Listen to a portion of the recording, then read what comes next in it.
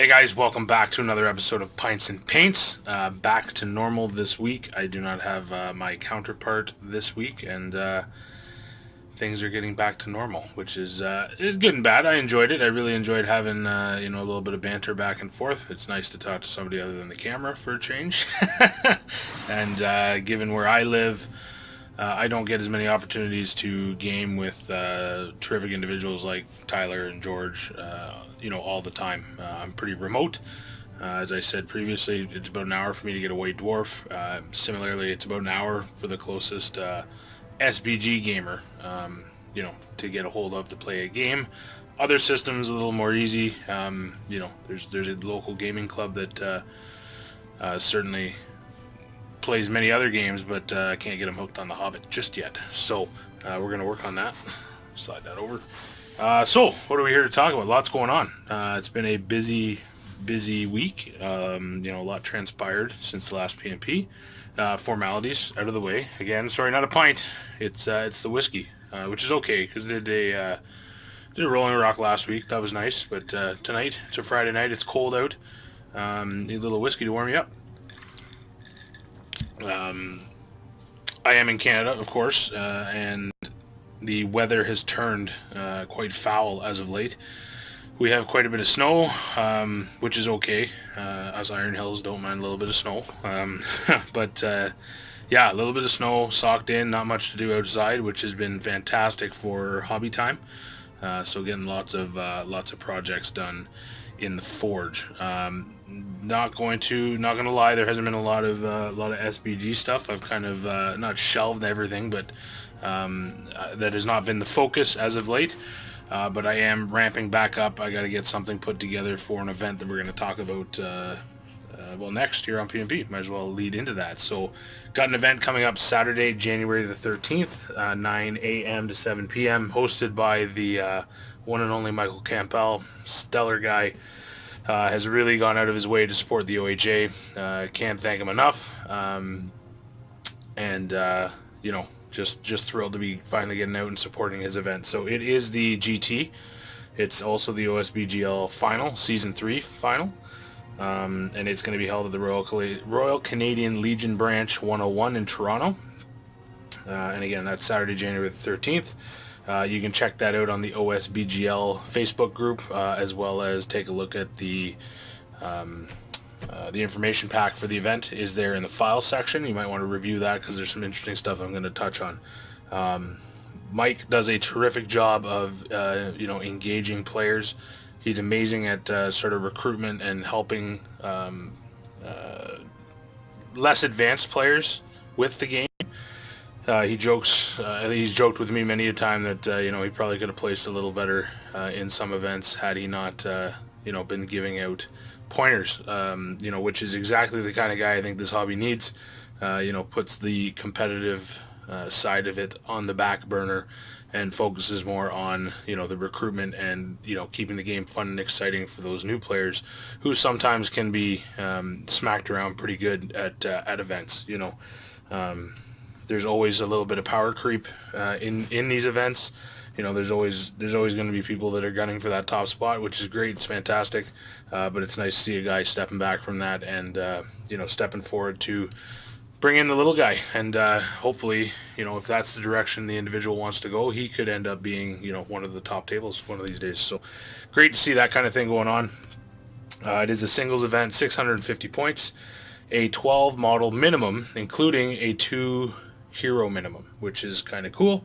You got your standard painting competition.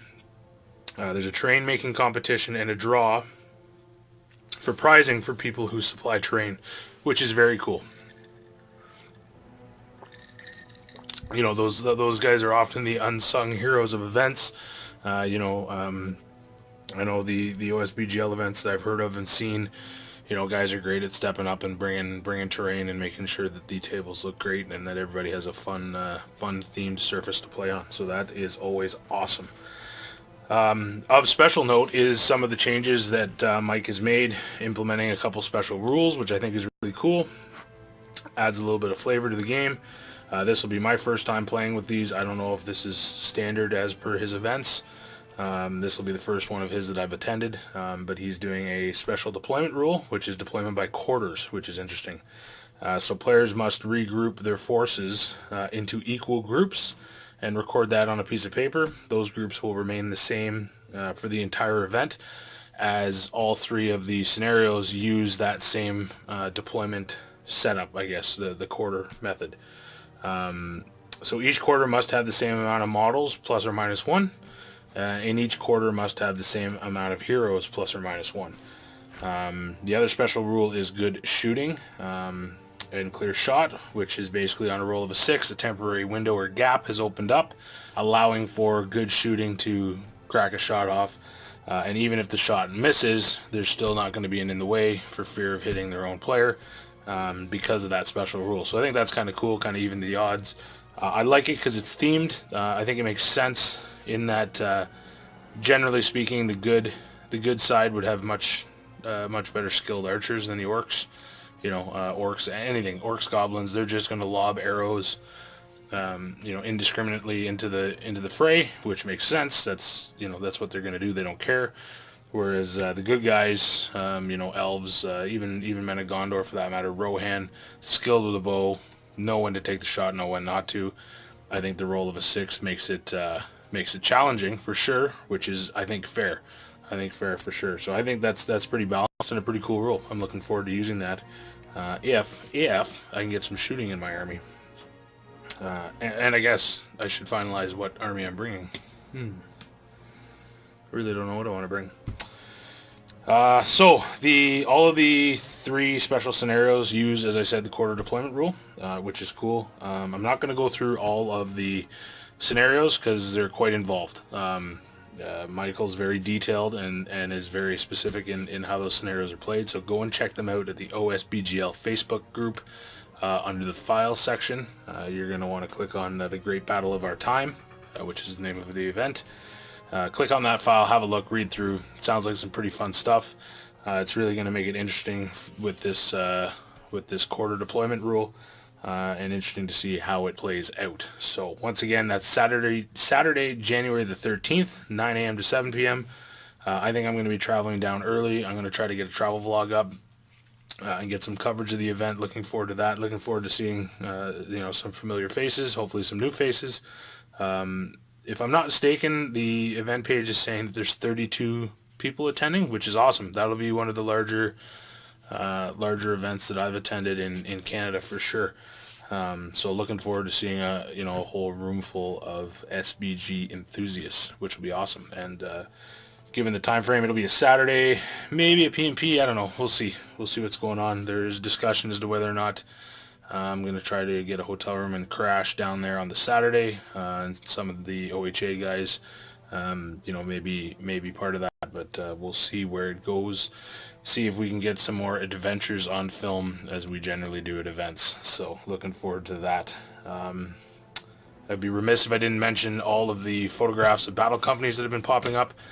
It seems like the mail has come through in spades and is getting everybody their copies as quickly as possible. I know Adam Marcel has posted that he's received his, so I hope he's enjoying that in front of his blazing fire, nibbling on his cookies. That was a fun photograph. Cheers, Adam.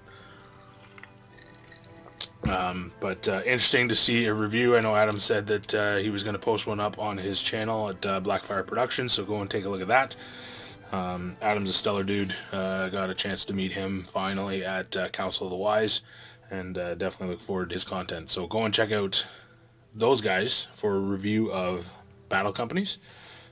They've got their hands on the copy, and they'll fill you in with all the goodies. Another happening that took place this week was Warhammer TV.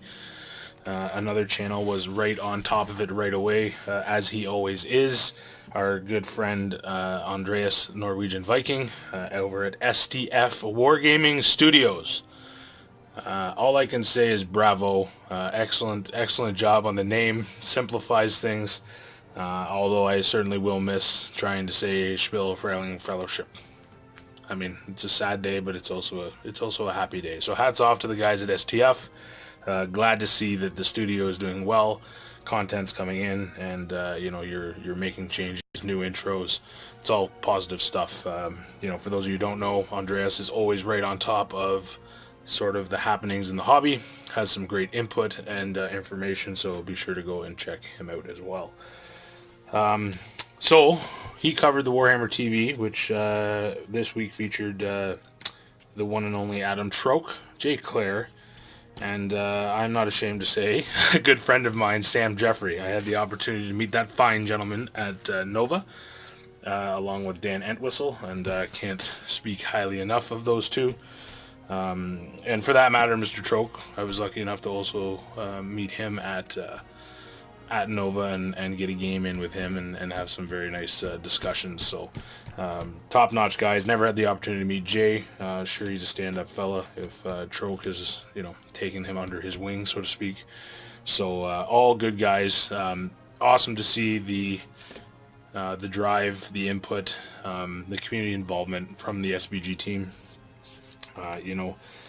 Considering that was like a huge block of time to be covered on Warhammer TV, very impressive. I've saw some of the comments about guys concerned about, how impressive or serious the content was. For an icebreaker for that amount of time, from having absolutely no, community involvement, no features on Warhammer TV for a long time. Obviously that's changed recently, but I mean, it's still very much in its infant stages. I think to expect guys to get right into the deep nitty gritty of the game, I think is flawed. Not to mention this game, it's not like a 40K or an Age of Sigmar where it's been revamped and there's a massive amount of rules questions that need to be addressed. The overall mechanics of the game have not changed for a good number of years. Yes, there's certainly some special rules that have come in, new models with special rules, but nowhere to the extent or caliber of 40K or Age of Sigmar. So I think maybe not requiring the same amount of time as some of those. I did notice some comments comparing them to what was being discussed tactics wise on Warhammer 40K compared to SBG. I don't think it's fair to make that comparison. Obviously the questions they had, those were popular questions that were asked. They went with the crowd. So I would say to bear that in mind. If you want your question up or have questions for the team, obviously send them in. They're making an effort to reach out to us as the community, and taking the time to do that. So definitely jump on board with that. My good friend Sam had the opportunity to get his ass handed to him by Jay Clare, which was quite priceless. I believe it was 4-0. Correct me if I'm wrong, Sam. 4-0. So cheers, buddy. Here's to that. I told you, if you'd been wearing the OHA shirt, it would have been different. But, it is what it is. No, you didn't let us down. It's okay. We don't feel that way at all. There's no animosity there. It's fine. We're just going to have to put you back into training when you get over here and spend some time with us here in Canada. So looking forward to that, my friend. Looking forward to that. So, but lots going on. New models. They released a model of the Knights Who Say Ni from Monty Python, which I think was a terrific idea for a crossover. I really look forward to seeing where they take that comic line. I think they nailed the Knight Who Says Ni. Really impressive. I would have liked to have seen him with his proper sword, of course, but interesting to see where that crossover line is going to go and see how they do the rest of the models. I'm just winding you up. They did an excellent job of capturing the model, the stance. There's definitely been some suggestions about the guy's gauntlets and his arms being down below his waist and the matter. Again, important to bear in mind, guys. Everyone is going to have a preference. Everybody is going to like or possibly dislike a model. There's nothing that says, guaranteed you're going to love the model. Are we going to have fanboys out there? Absolutely. We're going to have guys that... so thirsty when I talk to you guys. Get so thirsty. You're going to have the fanboys, right? You're going to have the guys that are just love it because they want to love it, which is fine. If that's the way you work, terrific. Myself, not a huge fan of that model, but as always, excited to see new models because there's enough people out there that do love that model that are going to buy it, and it's going to be good for the range. That's the long and the short of it. I'm sure that some of those other models are going to be right up my alley, and you know, I'd love to be able to pick and choose. If I got to buy him a set, so be it. I'll do a comic mounting of the Knight Who Says Knee, you know, whatever. But you know, that's something I think that we all need to bear in mind when we're having discussions, when we're posting things on Facebook. You know, for the one person that dislikes that particular model, there's probably going to be 100 that love it. So that's terrific. As long as GW is selling models and they continue to make toys for us, I'm happy. They're happy. Everybody's getting paid. Troke can you know, make his payments. Jay can go to the shop and buy candy. He looks really young. I don't know Jay, but he looks like he's like 14, 15. I don't know. Correct me if I'm wrong. But anyways,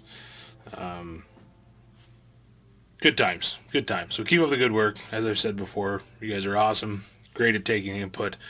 Great at contributing to the hobby via the community, which is really impressive. Really, really impressive. So as for getting back to the event, I need to pick an army.